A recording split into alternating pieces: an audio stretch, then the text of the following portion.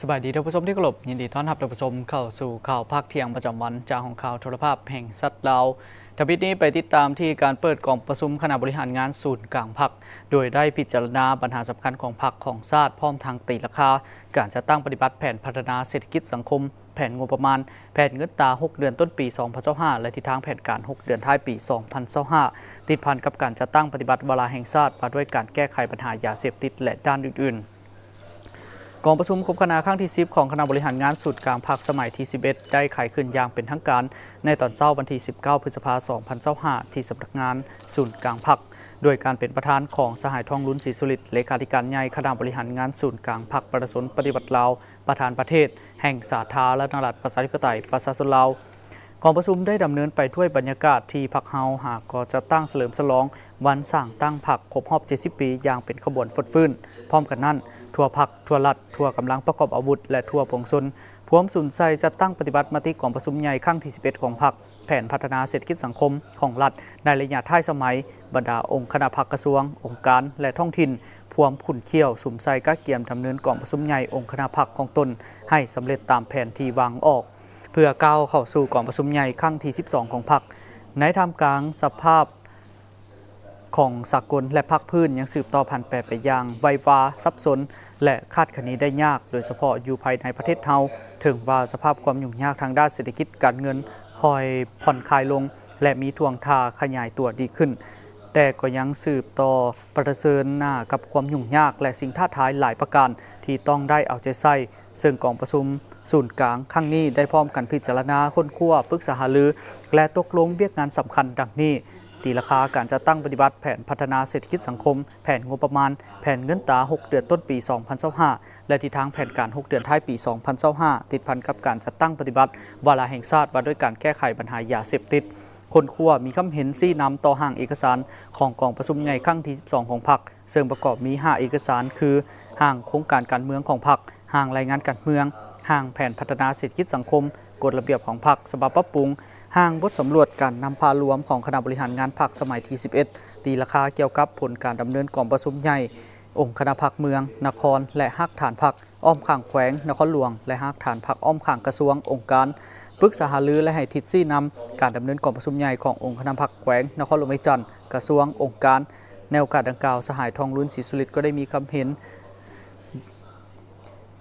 ซึ่งกองประชุมครั้งนี้ได้ดำเนินไปเป็นเวลา5 วันจนถึงวันที่23 พฤษภาคม 2025จึงจะปิดลงต่อที่พิธีชาปนกิจสรีระสังขารพระอาจารย์ใหญ่มหาปุตมาสิมมาพรมอดีตประธานศูนย์กลางองค์การพุทธศาสนาสัมพันธ์แห่งสาธารณรัฐประชาธิปไตยประชาชนลาวองค์ที่6จัดขึ้นในวันที่17 พฤษภาคม 2025ที่เดินสนามหลวงนครหลวงเวียงจันทร์พิธีชาปนกิจสรีสังขารพระอาจารย์ใหญ่มหาบุญมาสิมมาพรมเข้าร่วมพิธีมีพระเถระนุเถระทั้งภายในและต่างประเทศมีท่านทองลุ้นศรีสุริตประธานประเทศท่านสอนสายสิบันดอนนายกรัฐมนตรีการนำพรรครัฐขั้นสูงอดีตการนำพรรครัฐขั้นสูงพร้อมด้วยครอบครัวการนำพรรครัฐทูตอนุทูตญาติพี่น้องศิษย์สานุศิษย์ศาสนิกชนและมวลชนทั้งหลายเข้าร่วมในพิธีพระอาจารย์ใหญ่มหาเวทมาเสนัยรองประธานองค์การพุทธศาสนาสัมพันธ์ลาวได้ขึ้นกล่าวบทไว้อาลัยต่อดวงวิญญาณของพระอาจารย์ใหญ่มหาบุญมาสิมมาพรมซึ่งพระอาจารย์ใหญ่เกิดเมื่อวันที่1 สิงหาคม ปี 1934ที่บ้านทาน้องตาแสงเวินเมืองมูลประโมกแขวงจำปาสักในครอบครัวชนชั้นชาวนาเป็นบุตรของเฒ่าคำสิงและนางบัวทองสิมมาพรมมีอ้ายน้องรวมกัน7 คนหญิง3 คนปี 1941 ได้เข้าโรงเรียนประถมปี 1946 ย้อนจิตใจหักษาดแต่เยาว์วัยเพิ่นจึงได้เข้าการปฏิบัติโดยการช่วยลำเลี้ยงเสบียงอาหารส่งจดหมายให้นักปฏิบัติปี 1948 ได้เข้าร่วมขบวนการเคลื่อนไหวนำกองห้อยของทานกองอ่อนทานกองบุญพรหมมหาไสยจากนั้นได้เข้าร่วมการเคลื่อนไหวนำกองห้อยของทานสมานวิญญาเกตและทานวิเชียรบุญรักษาประจำอยู่บ้านอุทุมใหม่ปี 1954 ย้อนจิตใจฝักใฝ่ในพุทธศาสนาเพิ่นจึงได้ลาจากทางโลกได้ไปอุปสมบทเป็นพระภิกขุอยู่วัดศรีดาจันทร์บ้านกอกดอนไซเมืองเพียไฟปัจจุบันแม่นเมืองสุขุมา แขวงจำปาสักปี 1957 ไปเรียนปริยัติธรรมนักธรรมสั้นตีโทอยู่วัดหลวงบ่อผิดวิทยารามเมืองพลทองแขวงจำปาสักปี 1958 ได้รับการแต่งตั้งเป็นเจ้าอธิการวัดหลวงบ่อผิดทยารามปี 1964 ได้เข้าสั้นมัธยมศึกษาปริญญาติธรรมสั้นเอกที่โรงเรียนปริญญาติธรรมวัดโพธิรัตนศาสดาราม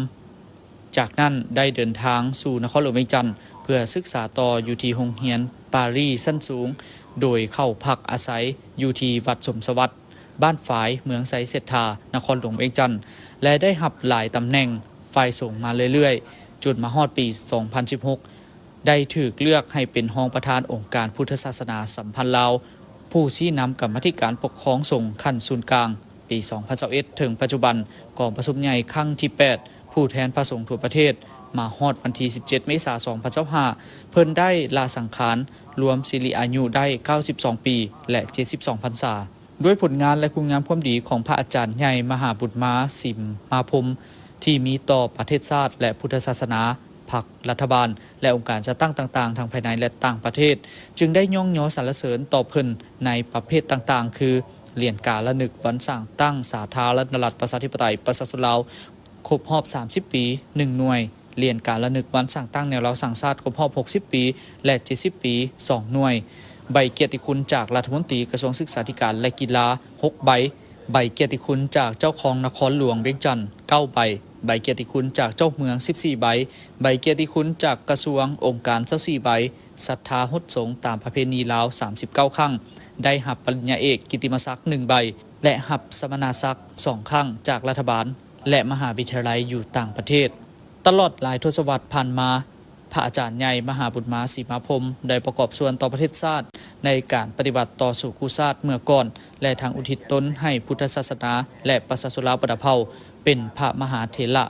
ที่มีความรู้ความสามารถมีบทบาทอิทธิพลเป็นที่เลื่อมใสศรัทธาของพระสงฆ์สามเณรพุทธศาสนิกชนทางภายในและต่างประเทศเป็นผู้ที่มีความนักแน่นและเคร่งครัดในพระธรรมวินัยปฏิบัติกิจวัตรของสงฆ์เป็นพระที่อยู่เรียบง่ายสันโดษบ่ถือตัวเป็นผู้หนึ่งที่มีความเมตตามีความสามัคคีปลุกระดมคนขวยออกตนญาติโยมผู้มีศรัทธาสร้างศาวัดวาอาราม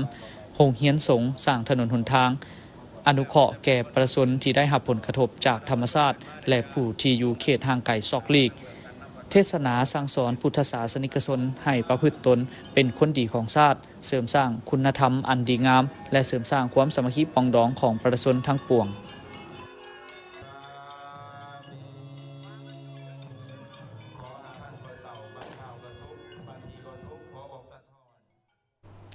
สหพันธ์กรรมบาลกระทรวงยุติธรรมได้จัดกองประชุมใหญ่ผู้แทนสหพันธ์กรรมบาลครั้งที่ 6 เพื่อสรุปรายงานการจัดตั้งปฏิบัติในระยะผ่านมาและวางทิศทางแผนการในต่อหน้ากองประชุมโดยการเข้าร่วมของสหายไพวีศรีบริพารรัฐมนตรีกระทรวงยุติธรรมมีประธานสหพันธ์กรรมบาลกระทรวงยุติธรรมผู้ต่างหน้าศูนย์กลางสหพันธ์กรรมบาลลาวและสมาชิกกรรมบาลกระทรวงยุติธรรมเข้าร่วมผ่านมาสมาชิกกรรมบาลส่วนหลายได้มีความรับรู้เข้าใจกำแน่นและเป็นเอกภาพสูงต่อแนวทางกฎระเบียบบรรดามติคำสั่งของพรรครัฐธรรมนูญกฎหมายและระเบียบการของรัฐมีสติสูงต่อการจัดตั้งปฏิบัติมีระเบียบวินัยมีความเป็นเจ้าการจัดตั้งปฏิบัติหน้าที่เวียกงานด้วยความรับผิดชอบสูงและได้รับผลสำเร็จเป็นอย่างดีคือเวียกงานบริการกฎหมายและยุติธรรมซึ่งได้ปรับปรุงกฎหมายปฏิบัติคำตัดสินของศาลค้นคว้าผันขยายกฎหมายว่าด้วยการปฏิบัติคำตัดสินของศาลเป็นนิติกรรมใต้กฎหมายทั้งหมดจำนวน35ฉบับในนั้นเป็นนิติกรรมเกี่ยวกับเวียกงานวิชาการ18ฉบับต่างหน้าผันขยายเนื้อในบทบันทึกของประชุมปรึกษาหารือการดำเนินคดีตามกระบวนการยุติธรรมเข้าใส่การจัดตั้งปฏิบัติตัวจริงระหว่างกระทรวงยุติธรรมอัยการประชาชนสูงสุดศาลประชาชนสูงสุดและกระทรวงป้องกันความสงบประจำปี 2024 เหตุให้เวียกงานจัดตั้งปฏิบัติคำตัดสินของศาลได้รับการปรับปรุงและมีการหันเปลี่ยนที่ดีขึ้นได้ค้นคว้าและแก้ไข 2,000 กว่าเรื่องแพ่ง 1,600 กว่าเรื่องอาญา433 เรื่องออกคำสั่งโจะส่งถึงองค์การปฏิบัติคำตัดสินของศาลขั้นท้องถิ่นเพื่อส่งสำนวนให้องค์การอัยการประชาชนสูงสุดตามหนังสือเสนอทวงสำเนา362ฉบับแพ่ง317อาญา45ฉบับ จัดกองประชุมเวียกงานปฏิบัติคำตัดสินของศาลทั่วประเทศได้5 ครั้งลงสุกยู่เวียกงานการจัดตั้งปฏิบัติคำตัดสินของศาลอยู่ท้องถิ่นจำนวน16 ครั้ง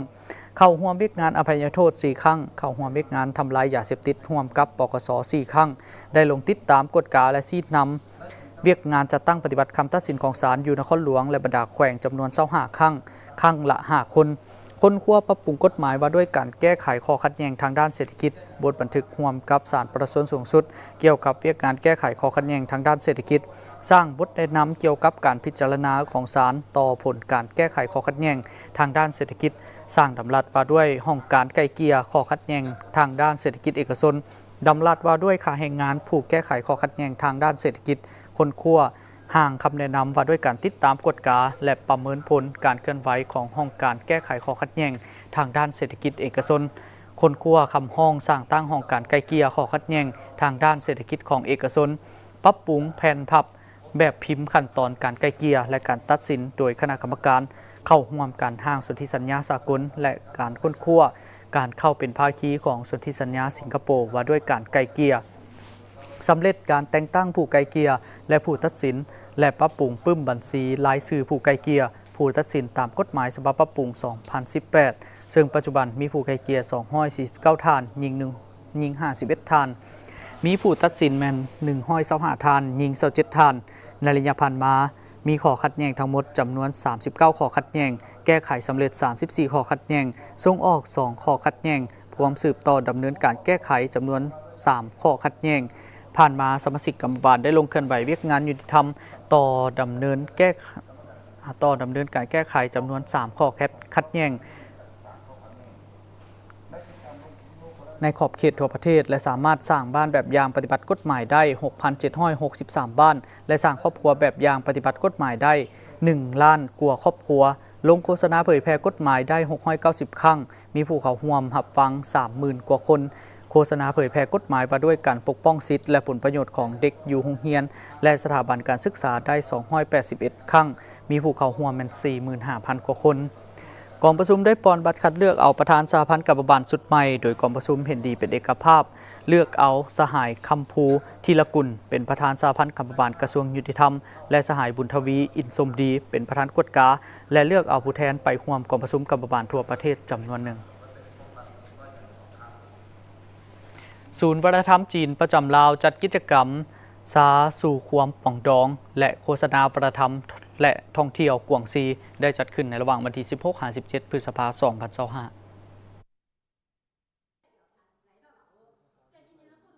ท่านนางหลี่จี้ผิงหัวหน้าศูนย์วัฒนธรรมจีนประจำลาวได้กล่าวว่าประเทศจีนแม่นบ้านเกิดของซาเป็นเวลานับพันปีซาได้ก้าวข้ามขอบเขตของการเป็นเครื่องกินดื่มและได้กลายเป็นสัญลักษณ์แห่งการดำรงชีวิตและวัฒนธรรมที่เป็นเอกลักษณ์นับแต่ปี 2003 ในส่วงวันสากลก็คือเดือนพฤษภาคมของทุกๆปีกระทรวงวัฒนธรรมและท่องเที่ยวแห่งสาธารณรัฐประชาชนจีนจะส่งเสริมการจัดกิจกรรมซาสู่ความป่องดองขึ้นอยู่ทั่วโลก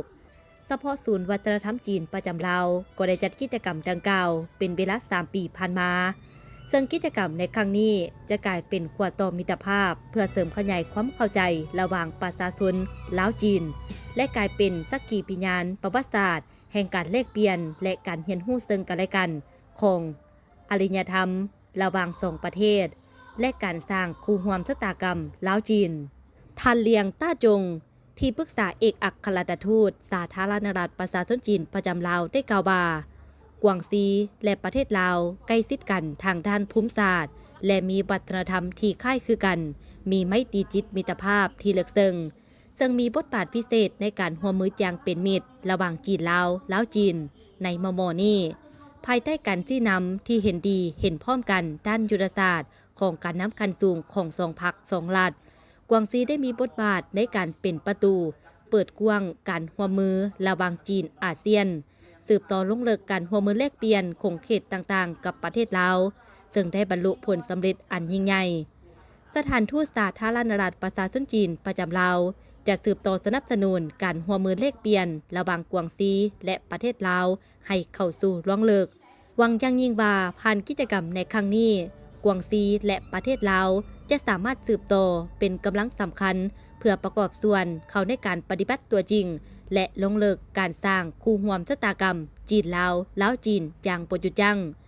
ซึ่งกิจกรรมดังกล่าวได้สร้างความสนใจและความตื่นเต้นโดยเฉพาะการสาธิตการแสดงศิลปะสารลิ่วเป่าและสารดอกมะลิที่มีชื่อเสียงของจีนการโฆษณาวัฒนธรรมและการท่องเที่ยวกวางซีการแสดงศิลปะกวางซีที่น่าประทับใจนอกจากนี้ยังมีการบ้างแสดงมรดกวัฒนธรรมนามธรรมกวางซีและนิทรรศการรูปภาพการท่องเที่ยวกวางซีในระหว่างวันที่6-15 พฤษภาคมที่ผ่านมาที่นครอู่ฮั่นแขวงหูเป่ยของจีนสื่อมวลชนจาก5ประเทศก็คือลาวเวียดนามไทยอินโดนีเซียและตุรกีสำเร็จการเข้าร่วมกิจกรรมภายใต้หัวข้อเที่ยวชมประเทศจีนซอกหูอู่ฮั่นก้าวสู่ความทันสมัยร่วมกันจัดขึ้นโดยศูนย์อาซีแอฟริกาของวิทยุโทรภาพศูนย์กลางจีนหรือว่า CMG และคณะโฆษณาคมนครอู่ฮั่นสาธารณรัฐประชาชนจีน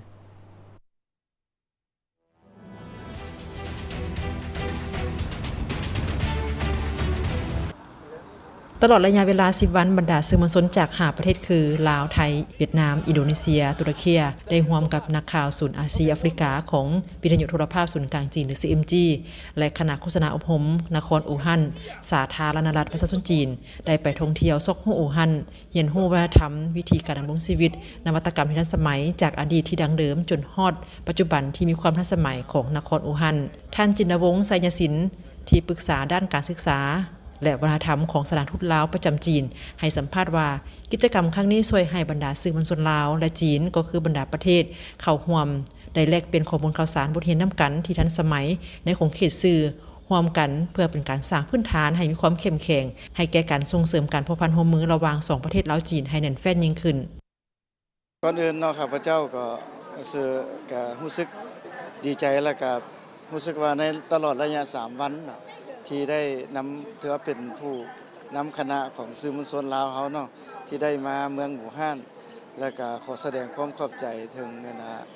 ณะรับผิดชอบของเจ้าแขวงอู่ฮั่นและก็ทั้งภาคส่วนที่เกี่ยวข้องเพิ่นได้ต้อนรับและก็มีแผนนำพาพวกเขาเที่ยวตลอดระยะหรือเฮ็ดเวียกอยู่ในนี่3วันแต่ในบอนที่เฮายืนอยู่สุดท้ายนี่ก็คือสถานีรถไฟแขนฟ้าเนาะเพิ่นเอิ้นว่าก็ได้มาสัมผัสก็รู้สึกว่าตื่นเต้นแล้วก็เป็นเอิ้นว่าเป็นรถไฟชนิดหนึ่งที่การนำใช้เพิ่นปัจจุบันยังแม่นเป็นการชมวิวของทิวทัศน์ในเมืองอู่ฮั่นแต่คิดว่าในอนาคตอาจจะเป็นเส้นทางรถไฟตัวหนึ่งที่แก้ไขตัวปัญหาเรื่องรถติดและข้าพเจ้ารู้สึกว่าทีมงานของพวกเขาก็มี5-6 คนก็เฮ็ดเวียกอยู่นี่ก็ถือว่าได้ประสบผลสำเร็จแล้วก็ได้ทั้งลองเรือทั้งขี่รถไฟทั้งได้ไปเที่ยวชมสถานที่โบราณต่างๆก็เป็นสิ่งหนึ่งที่ได้ให้พวกเขาได้เห็นได้รู้แล้วก็เอิ้นว่ามีความทรงจำที่ดีที่ในเวลาตลอด3มื้อผ่านมาและสิ่งดังกล่าวนี้พวกเขาก็ทุ่มเอิ้นว่าทุ่มเรือเทแหงเฮ็ดเวียกในครั้งนี้ใน3วันนี้ก็เพื่อว่าเป็นสิ่งหนึ่งที่พวกเขาเป็นการโฆษณาแลกเปลี่ยนเนาะระหว่างวัฒนธรรมเนาะของบ่เฉพาะแต่วัฒนธรรมเนาะทั้งสิ่งที่ทันสมัยวิทยาศาสตร์แล้วก็ชีวิตการเป็นอยู่ของประชาชนอู่ฮั่นแล้วก็ได้เอาพวกเขาในเมื่อได้เฮ็ดเวียกอยู่นี่ก็เพื่อนำเอาไปสู่การประชาชนไปโฆษณาไปเล่าสู่หมู่เพื่อนฟังว่าการที่เฮาได้มาเฮ็ดเวียกก็คือการที่เฮาได้เอาสิ่งเหล่านี้ไปเผยแพร่อยู่ลาวอยากให้คนลาวเฮาฮู้ว่าจีนเนาะมีความทันสมัยแนวใดวัฒนธรรมเพิ่นเป็นแนวใดประชาชนเพิ่นดำรงชีวิตแนวใดสิ่งเหล่านี้และเฮาก็คิดว่าจะเป็นสิ่งหนึ่งกระตุกสุขอยู่ให้ประชาชน2ชาติลาวจีนเฮามีความเขาเข้าใจและก็มีมิตรภาพกันที่ภายหลังสำเร็จกิจกรรมครั้งนี้สื่อมวลชนลาวได้นำเสนอสภาพการพัฒนาต่างๆของนครอู่ฮั่นผ่านพาหนะสื่อมวลชนของตนเองให้ประชาชนลาวได้รับทราบเส้นสถานที่ที่โดดเด่นที่เป็นเอกลักษณ์เฉพาะคือรถล้างกลางหาวความทันสมัยด้านเทคโนโลยีการนำใช้ปัญญาประดิษฐ์หรือ AI เข้าในแขนงอุตสาหกรรมและการศึกษารวมไปถึงการจัดการด้านระบบนิเวศอย่างเป็นระบบเพื่อรักษาสภาพแวดล้อมให้มีความยืนยงกิจกรรมครั้งนี้สื่อมวลชนจาก5ประเทศได้ร่วมกันถ่ายทำรายการเที่ยวชมประเทศจีนซอกฮูอู่ฮั่นเพื่อเผยแพร่พันธุ์สื่อต่างๆ แนะใส่สั่งความเข้าใจและรับรู้ความทันสมัยของจีนก็คือนครอู่ฮั่นหลายขึ้น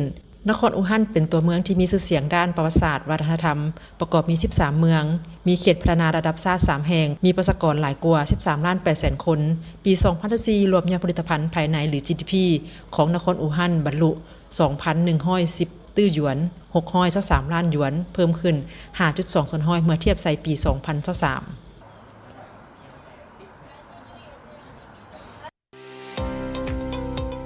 บริษัท FMB พัฒนาเทคนิคและการค้าจำกัดโซลูมและศูนย์ซ่อมแปลงรถที่ทันสมัยที่ได้รับความไว้วางใจจากลูกค้าตลอดมาในการบริการโดยทีมงานคุณภาพพร้อมมอบข้อเสนอที่ดีที่สุดให้กับลูกค้าและพวกเขายังมีทีมงานสร้างที่มีประสบการณ์สูงสามารถวิเคราะห์ปัญหาแก้ไขปัญหาให้ถูกจุดและว่องไวสถานที่ตั้งอยู่บ้านดุงเมืองเซเสถานครหลวงเวียงจันทร์ติดกับไฟแดงนาควยเส้นทาง450 ปีสามารถติดต่อเบอร์โทรและ WhatsApp 021-218-585 และ 020-554-67308 Facebook FMB Development Technical and Commercial Company Limited อีเมล fmb-carshowroom99@gmail.com นึกถึงโซลูมและศูนย์ซ่อมแปลงรถให้นึกถึงบริษัท FMB พัฒนาเทคนิคและการค้าจำกัด